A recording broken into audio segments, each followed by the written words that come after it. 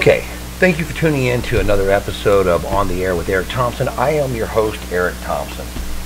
We are podcasting from Studio 4 in the historic downtown Conroe, Texas, the Arts and Entertainment District. We're overlooking the town square. Today is January 27th, 2019, Sunday, and it has come to my attention that today was Holocaust Memorial or Holocaust Remembrance Day, something like that. So I saw some polls earlier this morning. I was up very early this morning before the sun came up, and I was reading some news, and it was just talking about some polls that were taken where they were talking about Canadians and Britons and also Americans that were just basically, how to say, unaware of what the Holocaust was and that sort of thing.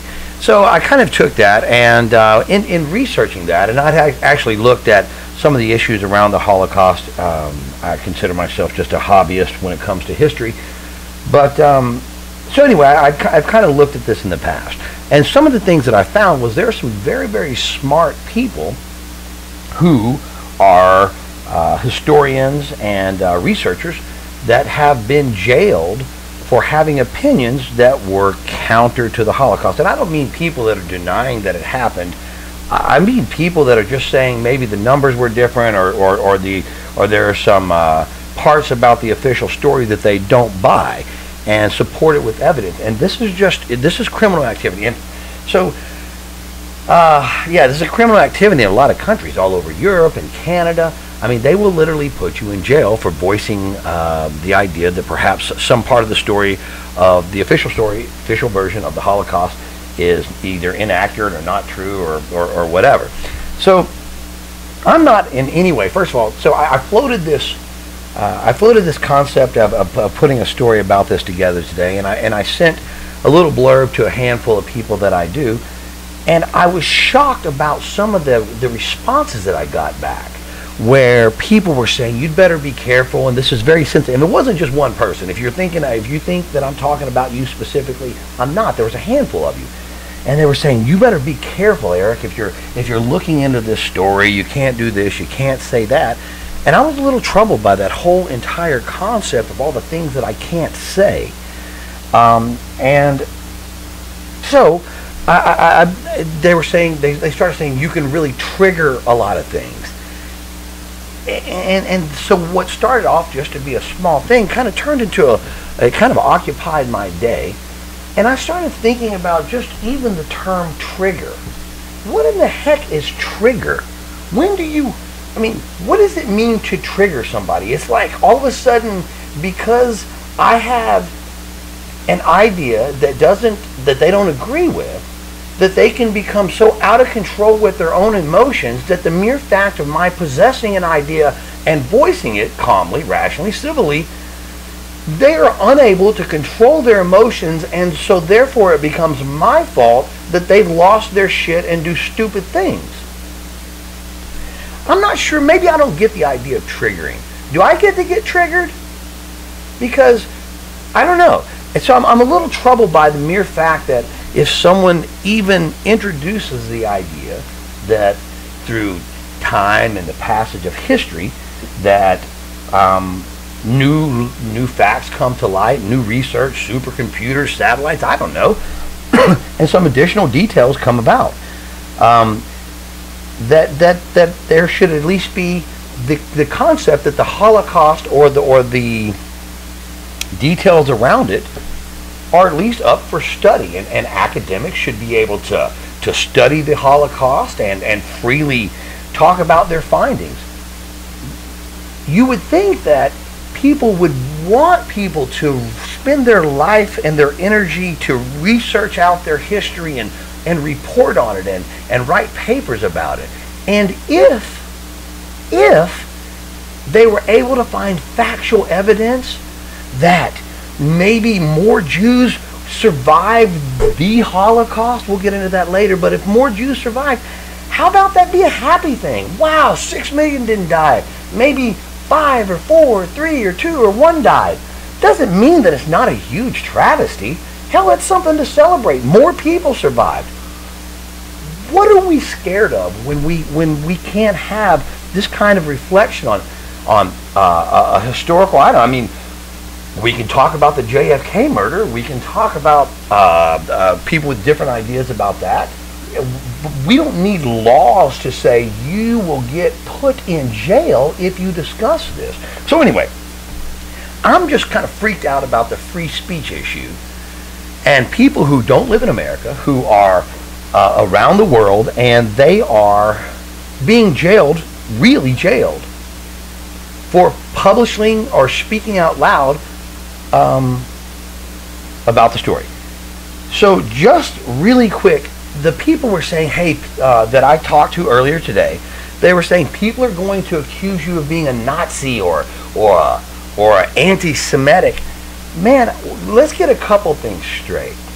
First of all, are there even really Nazis still? I'm being very honest. Do you know any Nazis? I'm 50 years old. I live in the South. I don't know any Nazis. I don't even know of Nazis running a country around the world. I don't even know of them running a county someplace.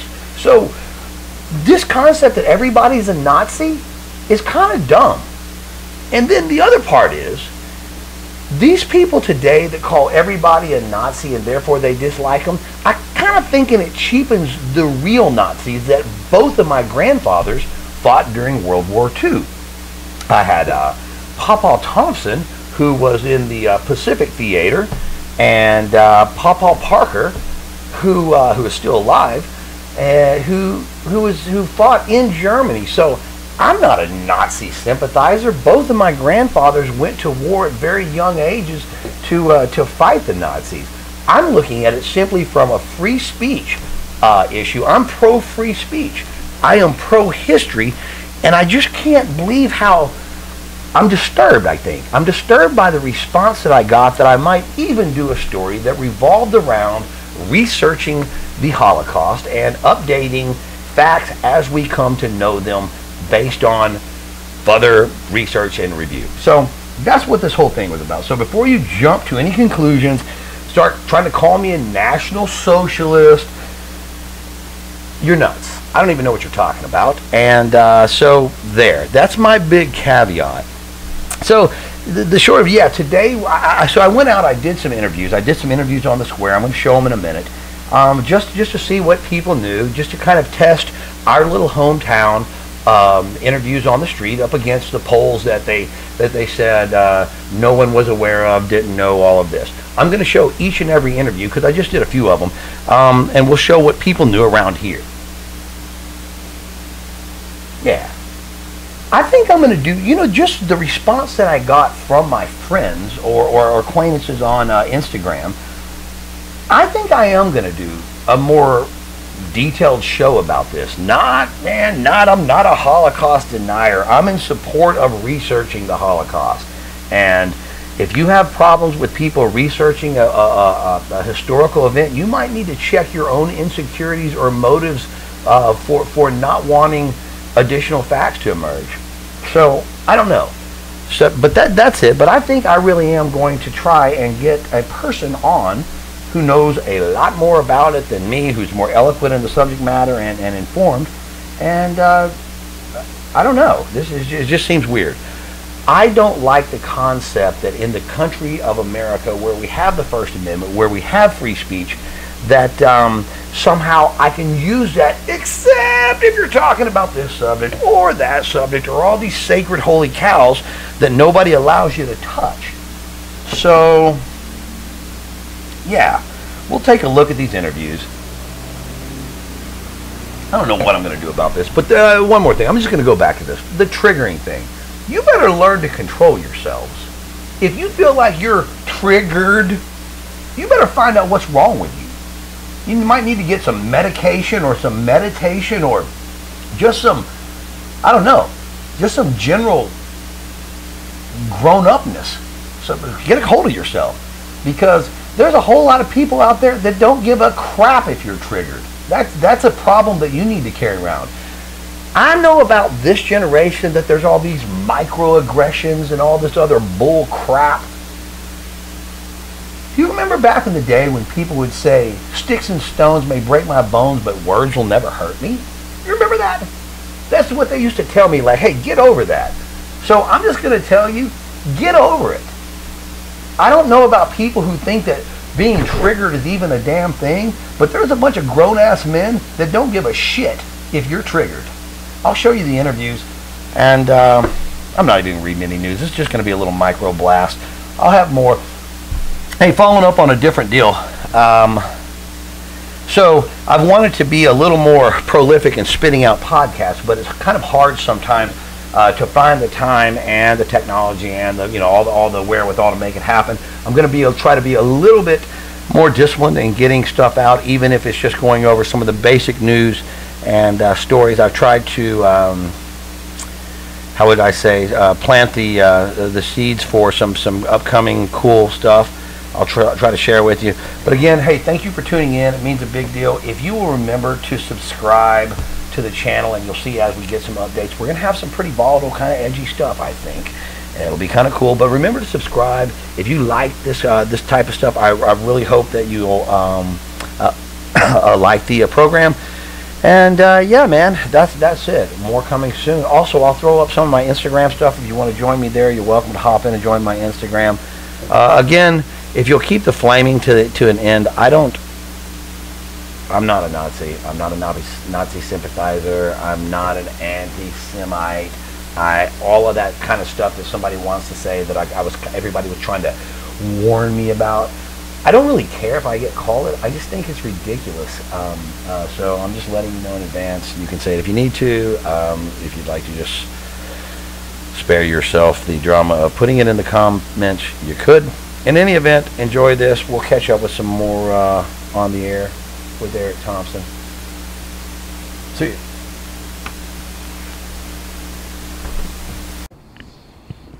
Hey, this is Eric Thompson, and today I am on the square in downtown Conroe, Texas, the historic Arts and Entertainment District. It is Sunday, January 27th, and in addition to all that, it is Holocaust Remembrance Day. And I wanted to just take a minute and see, what does the average person think of when we say the word Holocaust? And, what comes to mind, and have a little conversation about that. So, see what we get. Wish us luck. It's kind of empty down here today, but I'm starting to see the crowd starting to gather in at the Red Brick Tavern, so hopefully I'll get somebody willing to talk with me. Wish me luck. All right, so my name is Eric Thompson. I have a podcast that's called On the Air with Eric Thompson. Okay. And I'm kind of set up here in downtown Conroe, Texas, just trying to man on the street type of interviews, no weird stuff. Sure. Question: have you ever heard the word Holocaust? Does that mean anything to you? Yes, absolutely. When you hear that, what comes to mind? Generally, I remember the Jewish community basically being pulled away from basically their homeland, from the German, or at least the Nazi. Basically regime and everything like that. Gotcha. The definition was. Totally understand. So what is your name? Mario. Alex. All right. When you hear the word Holocaust, what do you think about? I think of Hitler. Yeah. What comes to mind?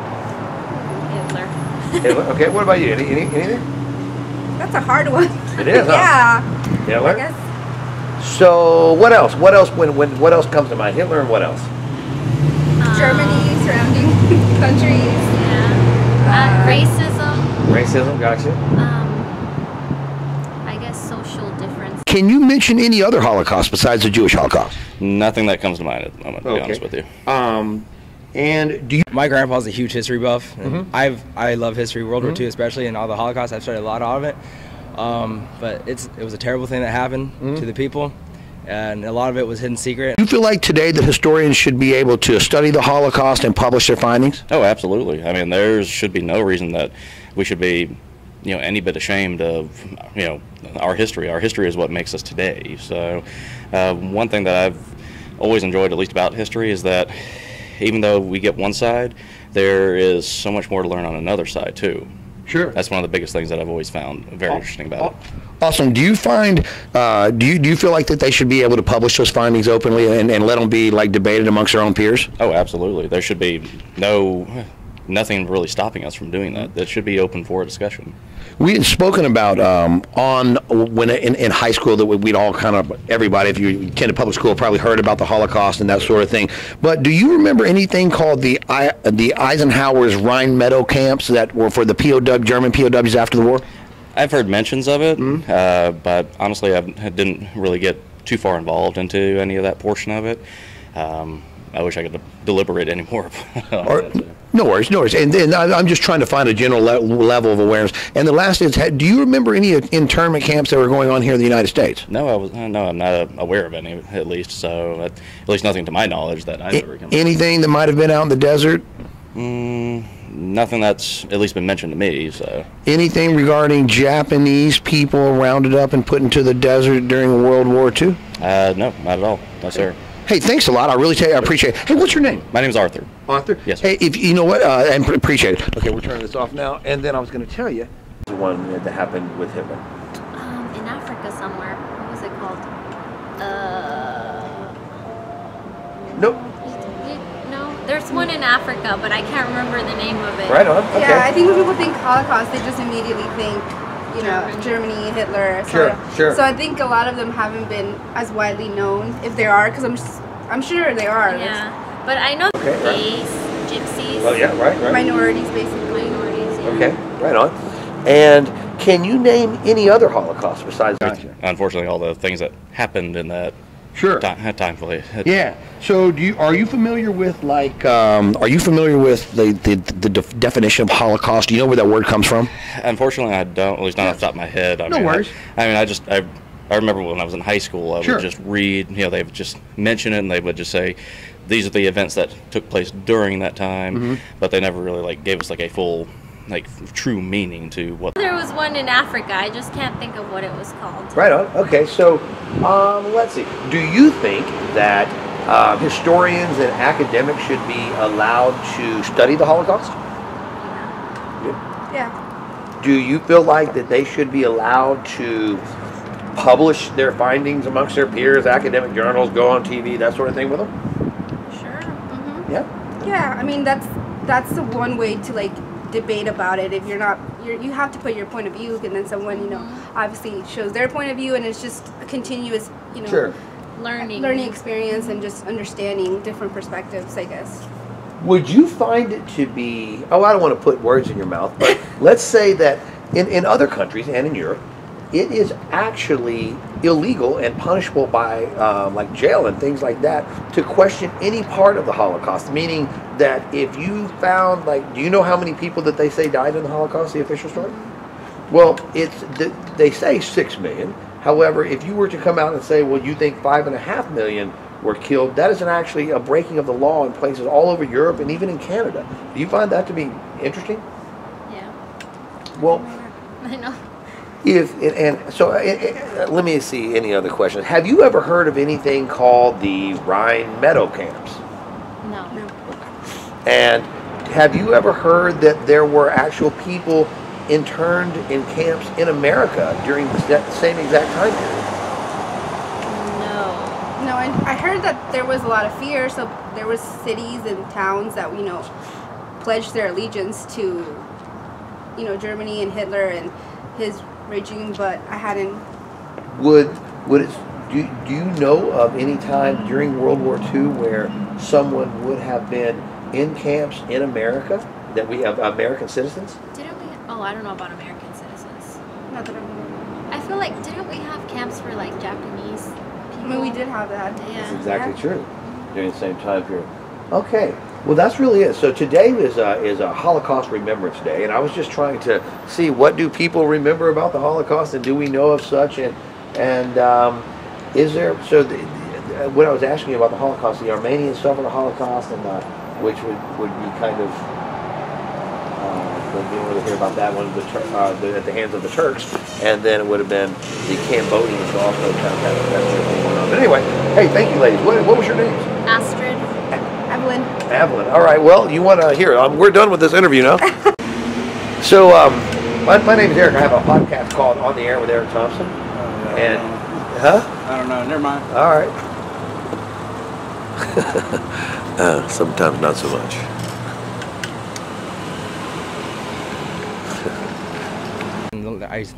Some people think it never happened. I think that's stupid. Gotcha. So a couple questions, actually.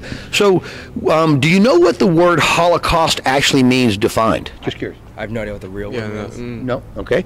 Have you ever heard of, can you name any other Holocaust? The one that Joseph Stalin did? I don't know. He killed a lot of people, didn't he?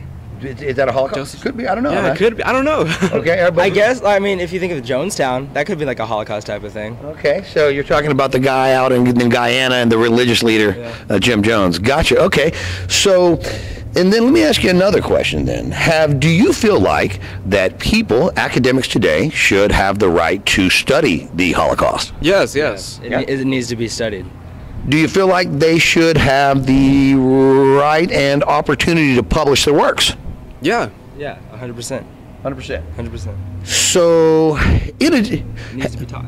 Right. Okay. So, have you ever heard in public school? Did you guys go to public school? Yeah. I just graduated. Just graduated. I go to high school. Yeah. Okay. So, have you ever heard of something called the Rhine Meadow camps? No. No, I'm not. No. Okay. Have you ever heard of? Have you ever heard of any type of internment camps that we had in America? For the Japanese. There you go. We're talking about it. So when after Pearl Harbor, America was they didn't like Asians to begin with either. That, but after that, they thought every Japanese or Asian-looking person was a spy for the Japanese, so they would put them in the internment camps, and so a lot of people were in there for a long time, even after the war. They didn't compensate it anything. They were just let free and given a medal. I personally don't think that's enough. Let me ask you this. Do you feel like that the Germans have been held accountable, or should they still be held accountable for what happened in World War II? I don't think they should still be accountable. It happened. Things do happen. But the people now, that wasn't their fault. And I feel like when it did happen, a lot of people just joined because they were scared of the SS. And a lot of the Nazis there, they also were scared of being killed and their family being killed if they didn't follow the rules of Hitler. So that's why they did what they did. And a lot of them felt terrible about it. Sure. Have you ever heard of anything called the Bonton Death March? I have not. I think I have. Just a little bit, though. I don't think I paid enough attention. Gotcha. Have you ever heard stories about cannibalism where American soldiers were eaten in the South Pacific? No. Never heard about that? Sounds legit. No. Okay. Last question is how do you, when you think back or what you've taught or what's been going on, how do you feel? What do you think was a method that Hitler, as you say, used to deal with the Jews? How did he do that? He looked at their background, even if they have a tiny percentage of Jewish. He had a tiny percentage of Jewish, but I don't think he let that people know that at the time. He blamed them for the fault of their economic downfall after World War I, and he thought it was his job to eliminate all the Jews because it was their fault for everything that was going bad with their money and their economic system.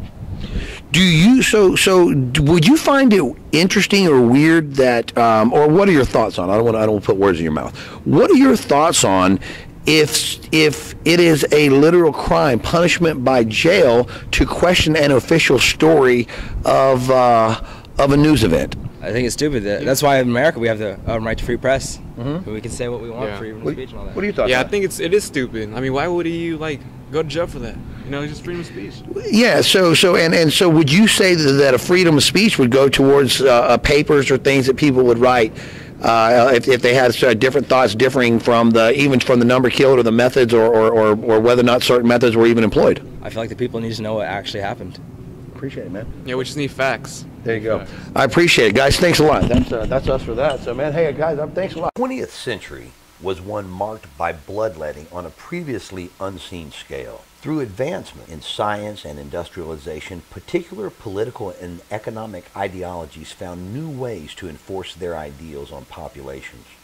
Killing could now be carried out with both model and methods of efficiency never seen prior in human history.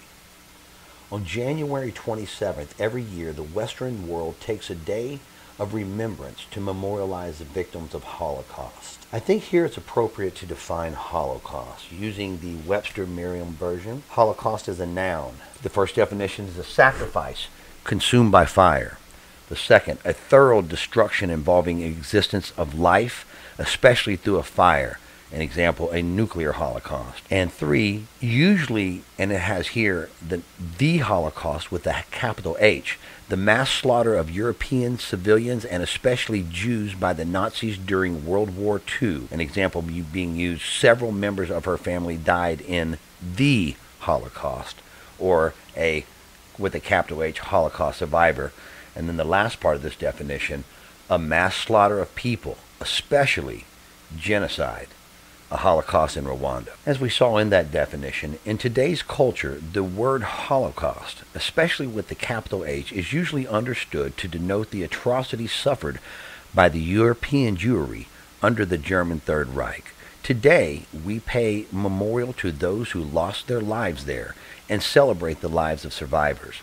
But I believe Holocaust Memorial is larger than just this dark chapter. I've heard many say, quote, "We must never forget, so we never repeat." In the spirit of never forgetting, today we should also include in our memorial, along with the Jews, remembrance of lives lost in those less publicized Holocausts and genocides of the 20th century. Adolf Hitler came to power, and in 1939 he immediately took aim at the Jews of Europe. During World War II, Jews were hunted, robbed of their belongings, made to leave their homes, and relocated into harsh forced labor camps across Europe. Modern estimates reveal that up to 2.5 million Jews lost their lives in these camps, with millions more surviving unimaginable hardship at the hands of the Third Reich. The Jewish Holocaust survivors and their descendants have worked tirelessly to ensure that the deaths and suffering endured there will never be forgotten. During the spring of 1915 through the autumn of 1916, there was something that's sometimes called the Forgotten Holocaust, or the first Holocaust of the 20th century. It's also known as the Armenian Genocide, and this refers to the physical annihilation of the Armenian Christian population that was living in the Ottoman Empire, which is modern-day Turkey.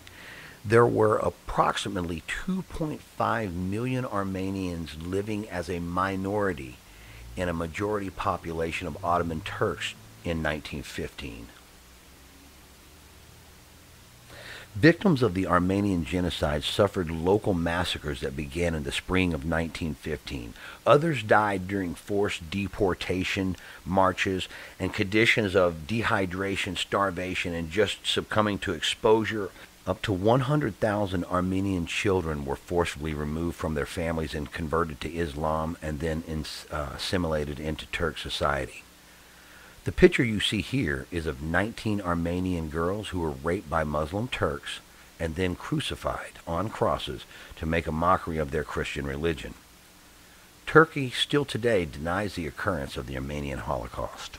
In 1975, Communist leader Pol Pot used the Khmer Rouge regime to murder 25% of the Cambodian population. That's 1 out of 4. In an attempt to create a utopian agrarian republic, Pol Pot forced urban populations to leave the cities and forced them to move to farms.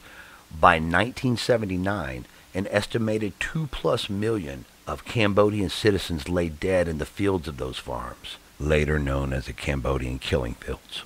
One distinguishing and disturbing fact of the Cambodian genocide is that the vast majority of the lives lost were to direct execution, and from the years 1977 through 1979, these executions were primarily carried out with pickaxes in order to save stores of ammunition. On January 2nd, 2001, the Cambodian government established what was known as the Khmer Rouge Tribunal. These tribunals were used to officially try the surviving members of the Khmer Rouge leadership that were responsible for the Cambodian genocide. In 1994, a tribe known as the Hutus made up approximately 85% of the East African nation of Rwanda's population.